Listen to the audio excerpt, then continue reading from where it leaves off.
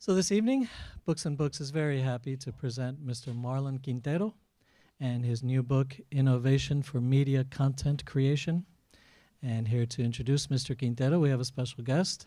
Please welcome to the podium from J. Ross Publishing, Mr. Steve Buddha.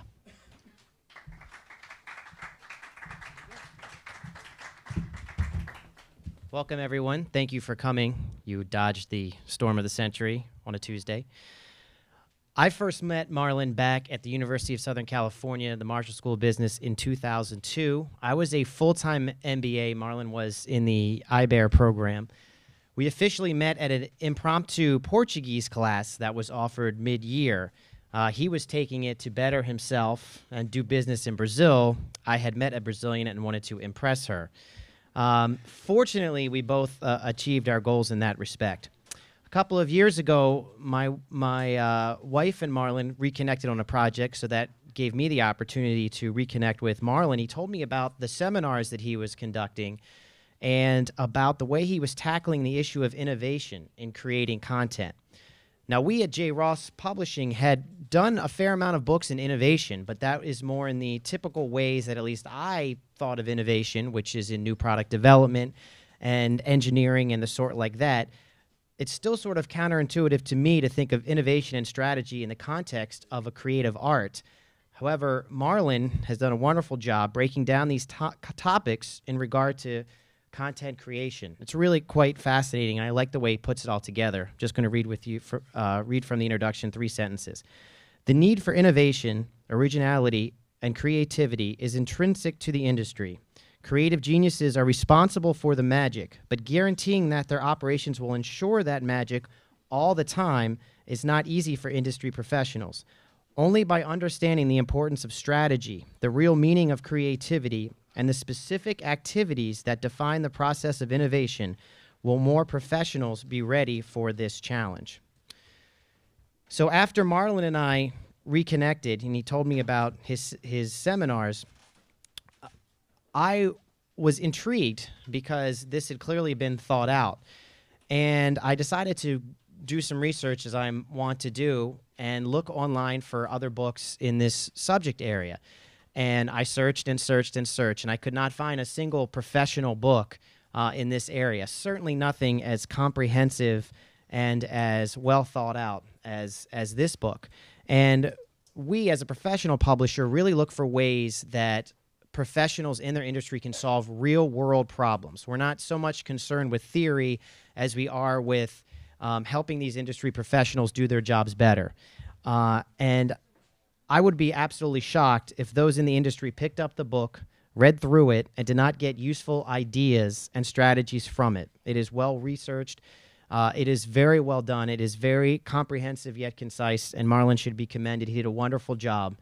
The goal of this book for me, from a publisher's perspective, is to have a seminal work, something that would be referred to back a decade from now and say, wow, this was really done, and it was done well. And I think Marlon should be commended for that. So just before he comes up, I want to introduce Sanjeev Chatterjee, a professor in both the Department of Cinema and Interactive Media and the Department of Journalism at the University of Miami School of Communications. He's just going to speak on the book for a couple minutes and then bring out our guest of honor, Marlon. Thank you.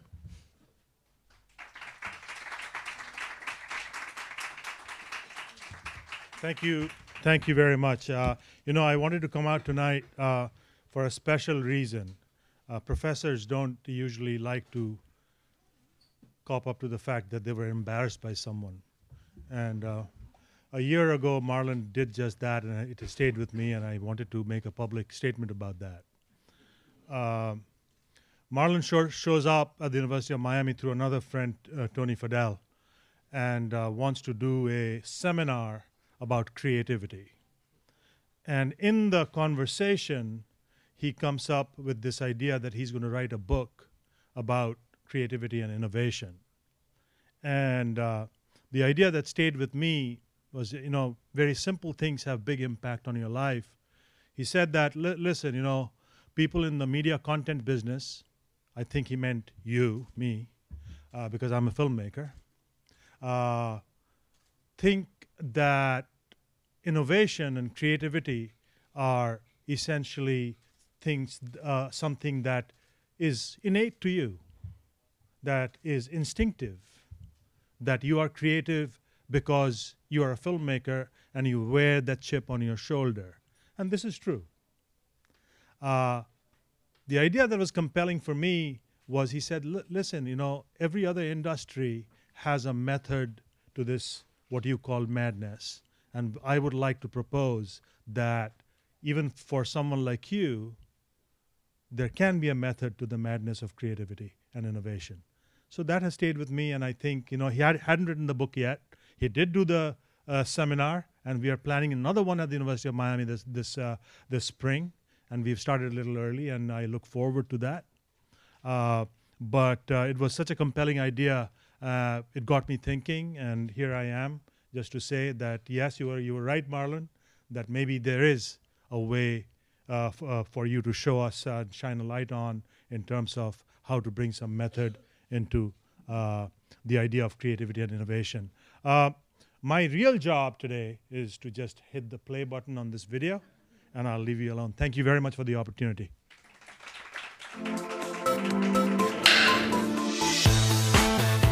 The entertainment industry is always looking for the next big thing. Creative geniuses are responsible for the magic, but can industry professionals guarantee this all the time? Only by understanding the importance of strategy, the real meaning of creativity, and the specific activities that define the process of innovation, more professionals will be ready for this challenge. We all pursue innovation, but has anyone ever taught us what innovation really means?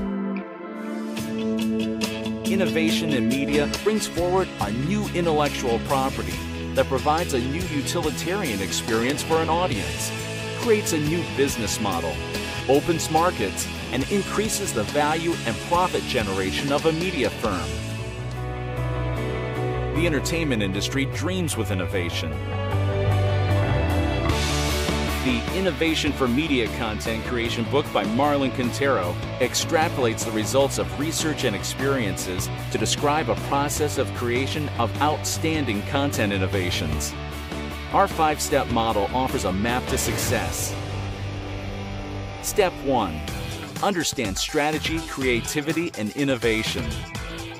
Step 2. Create the conditions for innovation to occur. Step 3. Adopt discovery as your core. Step 4. Implement the value chain of content innovation. Step 5. Embrace the entire methodology through the circle of content innovation. By the end of the book, readers will be able to set up a strategy for content creation and have a clear notion of all the necessary processes and resources needed to implement and maintain innovations. Believe in yourself. Believe in achieving. Believe in what you create. Believe that you can make others believe. The Innovation for Media Content Creation book is for all of you who are pursuing the dream of creating the next big thing.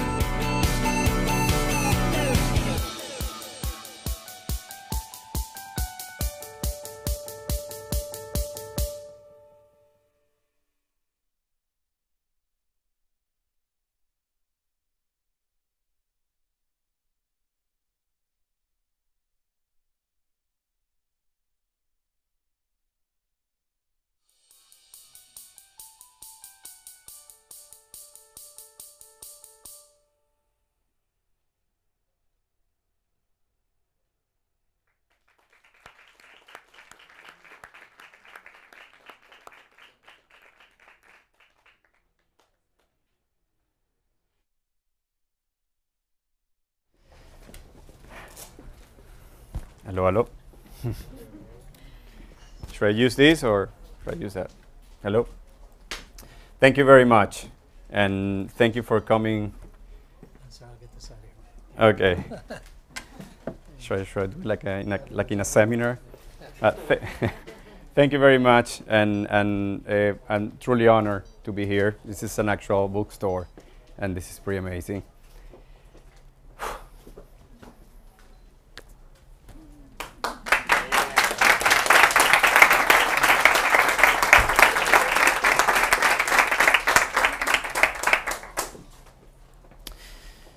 Whew. Well, it actually happened. Took 4 years to get here. And well, I do seminars. I don't know why I can do this. But thank you very much. It's been very hard to really put this together. It's taken 4 years, and the help of many people around me, my wife, my kids, Guillermo, and Victoria Cristi.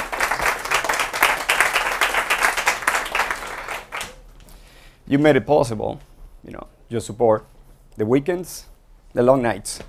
And my wife, she really helped me out with my English. So she was my first proofreader and editor of the book. Steve, you have been amazing. You really put dates to this so I could actually finish it. At some point I was even thinking about doing it by myself, like going independently. But, until that point I was already like 2.5 years, so almost 3 years into the writing, and I was, going really, really slow. But then I met Steve, and he actually, when he loved the book and he sent me that contract draft, which I couldn't believe, that was actually happening with a publishing company. That happened overnight after we met. He read the book proposal, and he said, let's do it. And I said, are you serious? And he said, yeah, let's do it. So, and then we finally put dates. And then I was able to finish it. Last year was a rush.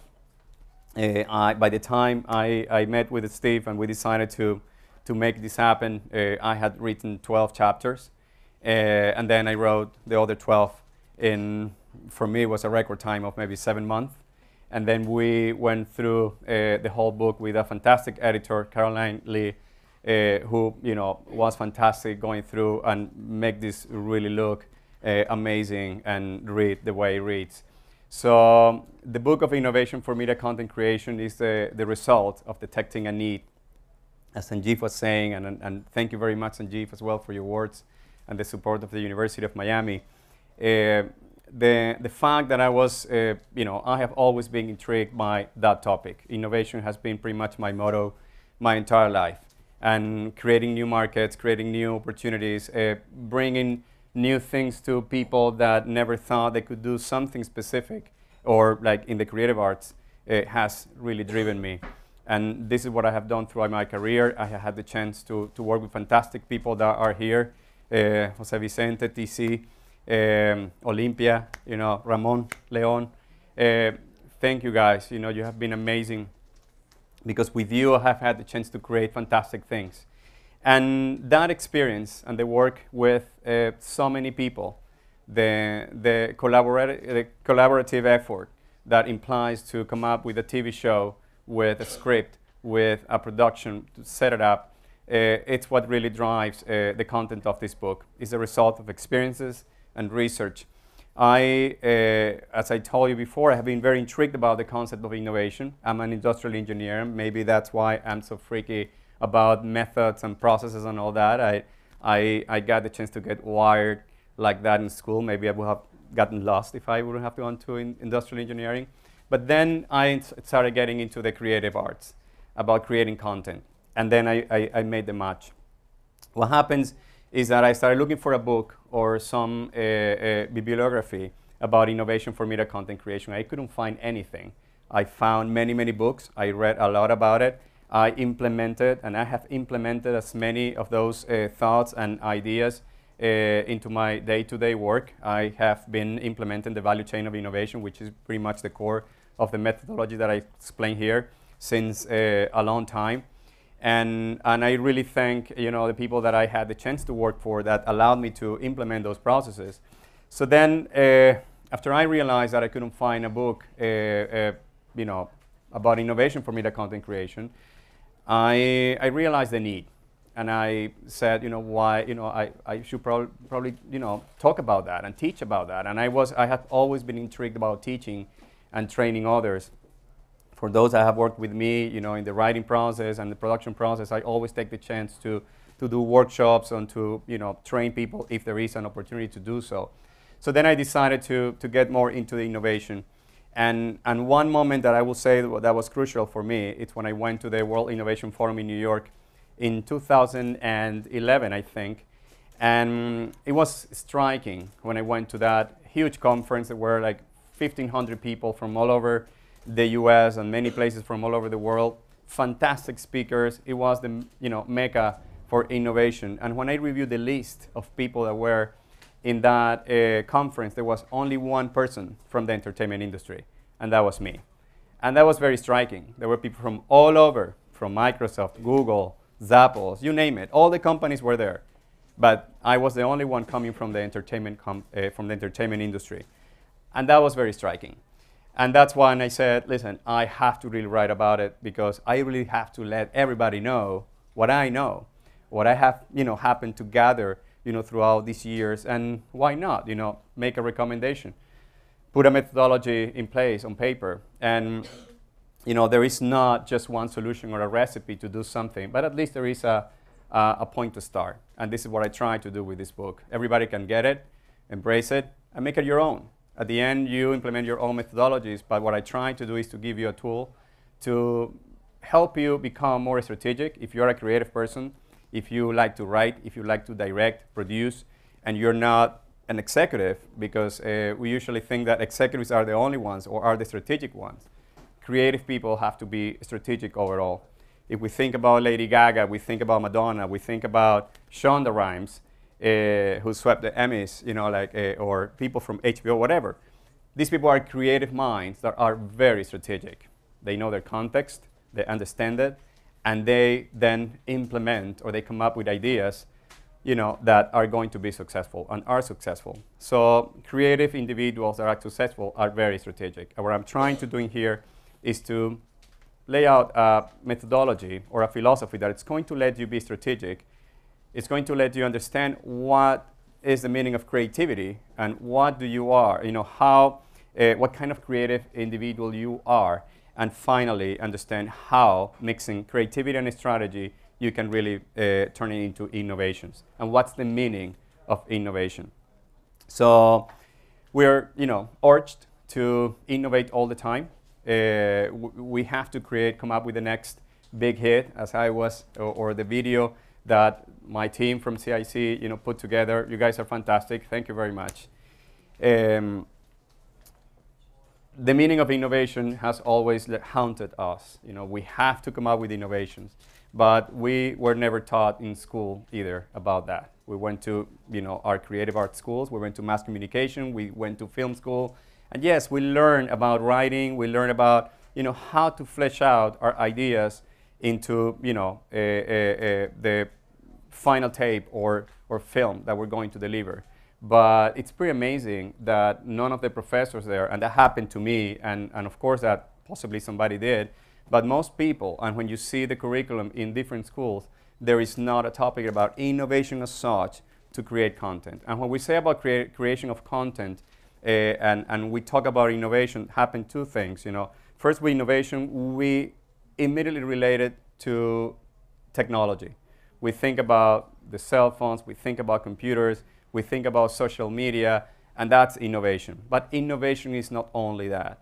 Innovation is the art of creating something that is really meaningful, that's going to surprise the audience, and it's going to let you grow your business.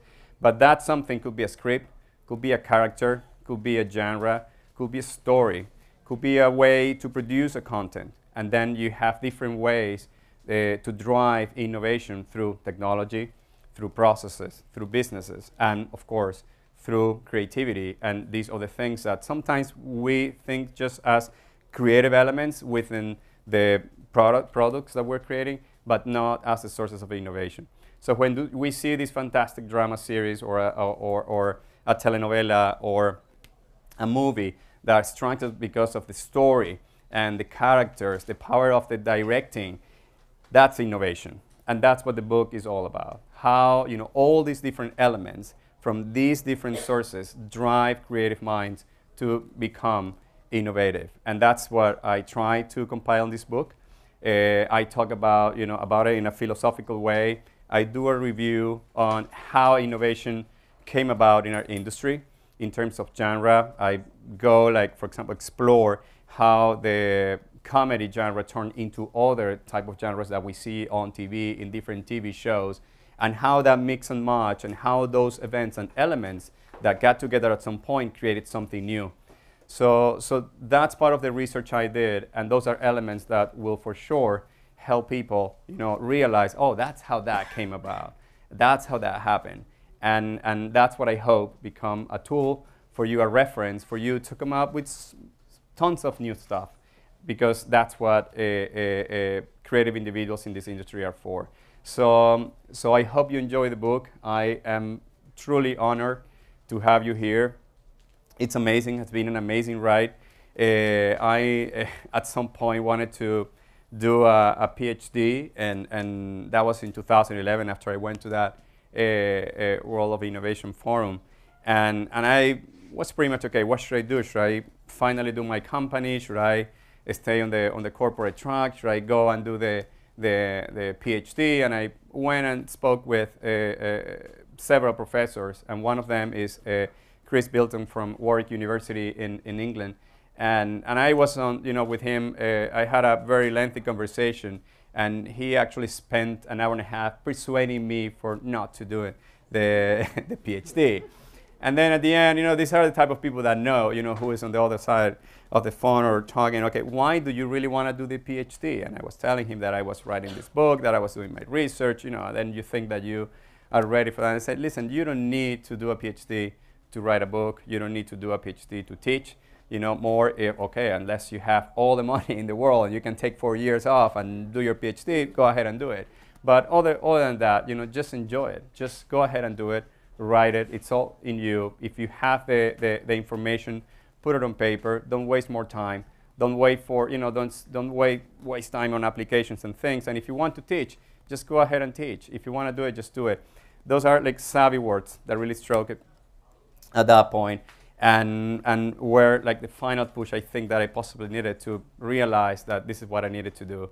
So that's how the book happened. That's how CIC Media, the Center of Innovation and Creativity in Media, happened, which is my company. And this is what we do. So the book is at the core of that. And innovation is pretty much our credo. And this is what we like to implement in every single process. We do every single project, every single thing. We make mistakes. I made mistakes, but we learn from them. And from all these mistakes that I've learned, and from all the successes, it's how I came out with these ideas that I put in the book. Also, the teachings from many people that, of course, just the interaction that we had in the past. From every single conversation, there was something I learned, and that is in the book. And I hope you find it. I see people that have been really important in doing that. Carlos and Marco, thank you very much for being here too. And this is what this is. So ultimately, thank you again. Thank you for being here. I hope you get it. You buy. I'm sorry. You buy it. We're in the bookstore, but at least you read it. And if you really go through it and you have comments, please let me know, because that's the first edition of the book. I'm already thinking about the next edition. Every time I see it, I see things that I want to improve and make better. And I think that many of you will also be key in providing some feedback in things that could improve this work. So thank you very much for coming over. And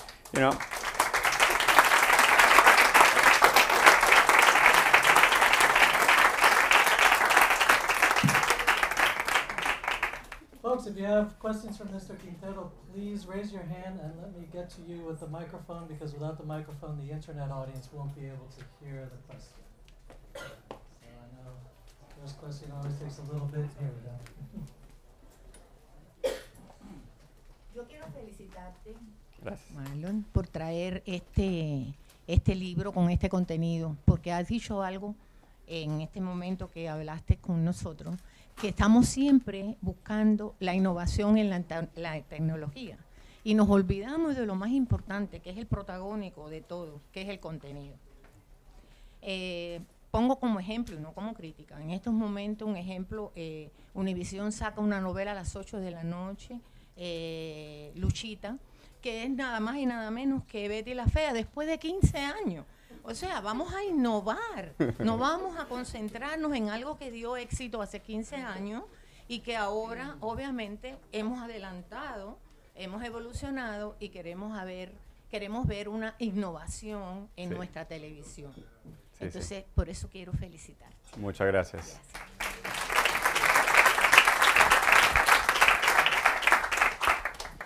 Who is next? Over here. Hello, my name is Chris. I'm a creative. I'm a copywriter all day. Excellent. And as a writer, I'm kind of nervous to read your book because you're mechanizing the process of creativity. And I have my little habits that I do and my little walks that I take. So have you thought about the apprehension that you may face in the creative community in your methodology?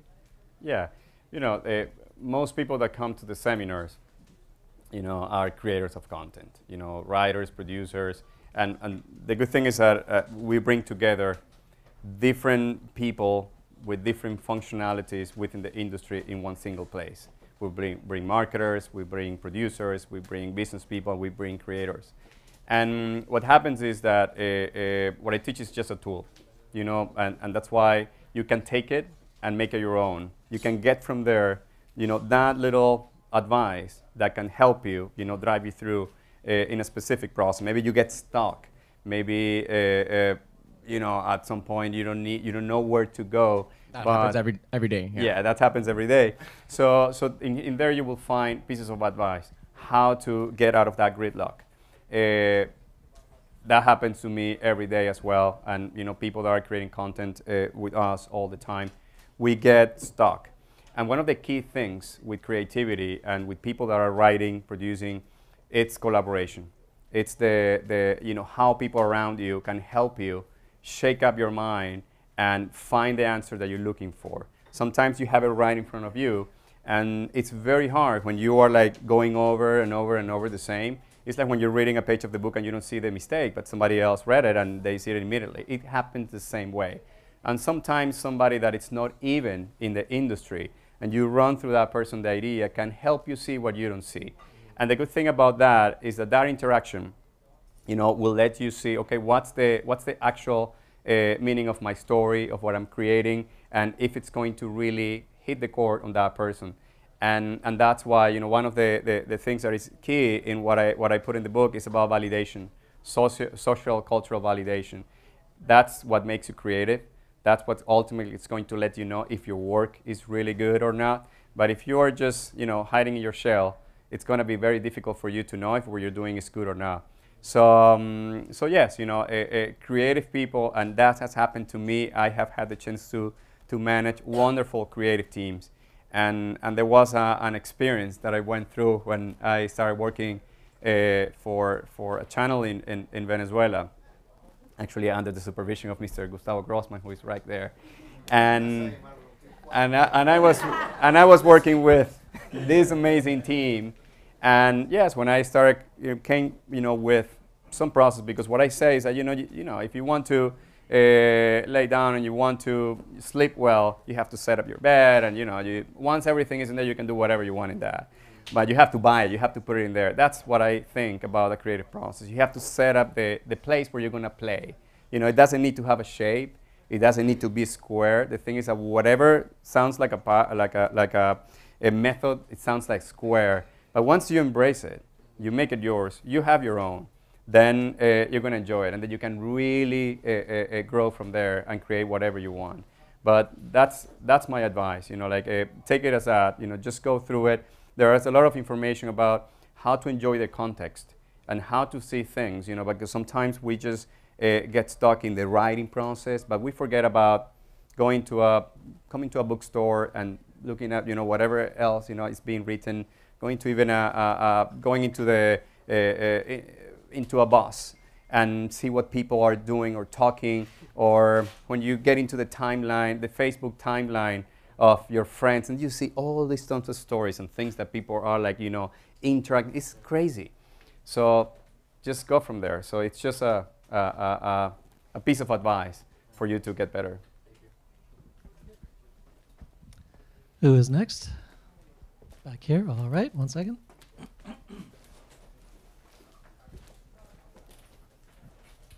Gracias, buenas noches. Soy Amanda Ospina, directora de la revista TV Más, con Marlon, que hemos estado debatiendo todos estos temas en un espacio que la revista ha creado, como es la Cumbre Mundial de Telenovelas, Series de Ficción y ahora contenidos transmedia. ¿Ves? Innovación, innovación, innovación. Sí. Pero siguiendo un poco el tema que preguntó Fefi Tol, es cierto, Marlon, tú que vienes de corporaciones tan importantes como Sony, Televisa, Telemundo, ¿cuál es la barrera que hay en estas grandes empresas para incluir ese pedazo de innovación en el que tú vienes trabajando hace tanto tiempo?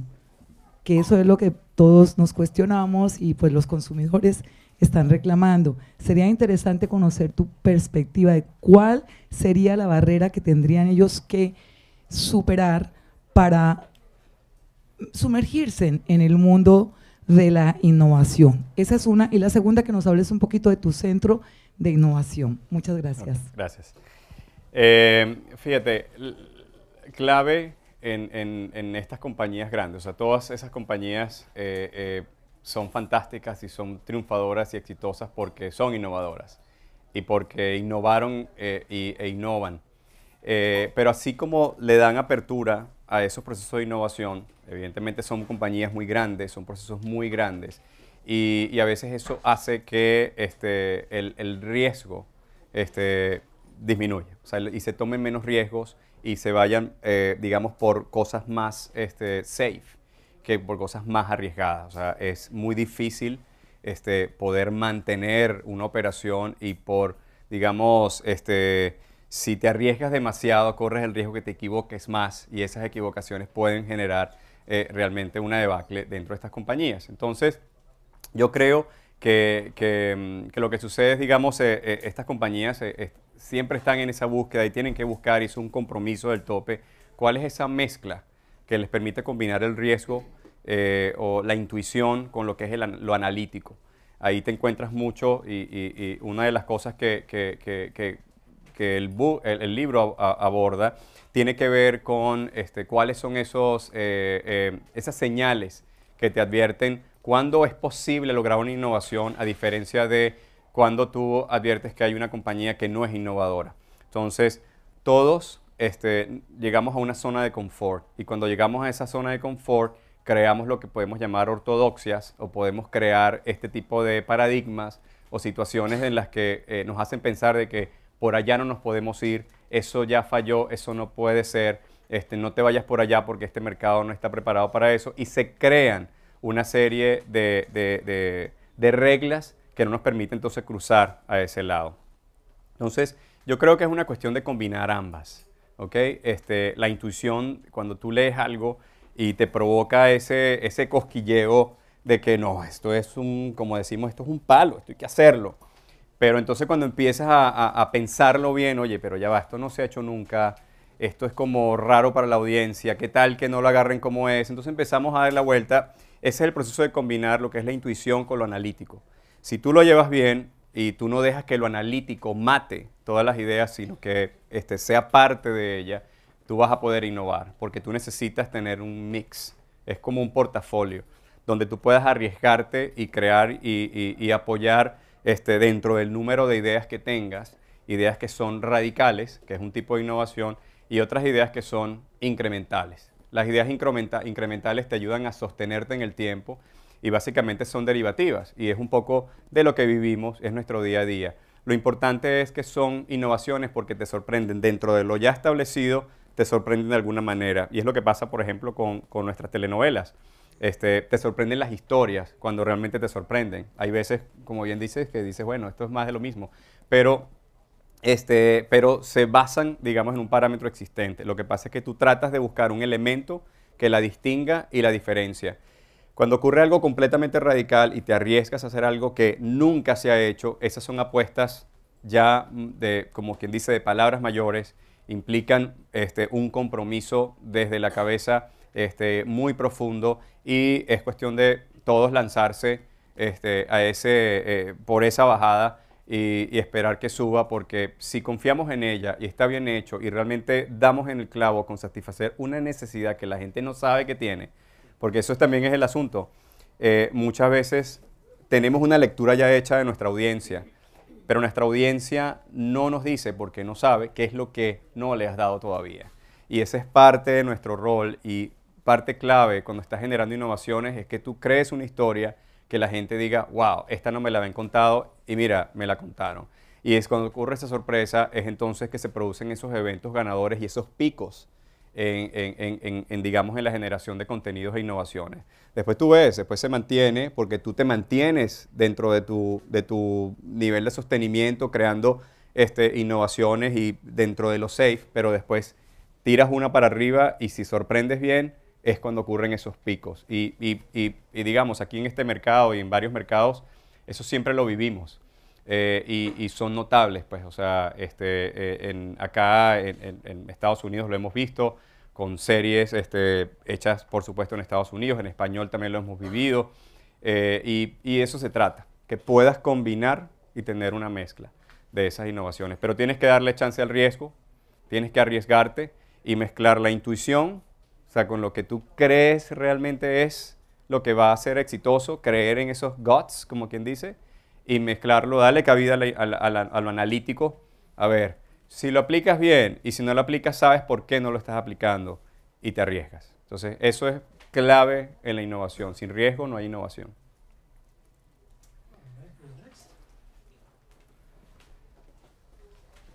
Any more questions? All right. Faltó otra pregunta.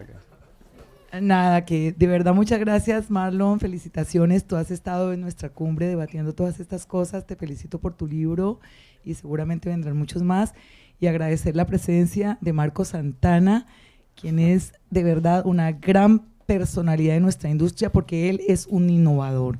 Él creyó en las historias latinoamericanas, se las puso debajo del brazo y se ha ido por todo el mundo a distribuir los contenidos latinoamericanos, las telenovelas, y hoy es el presidente de Telemundo Internacional en su área de ventas.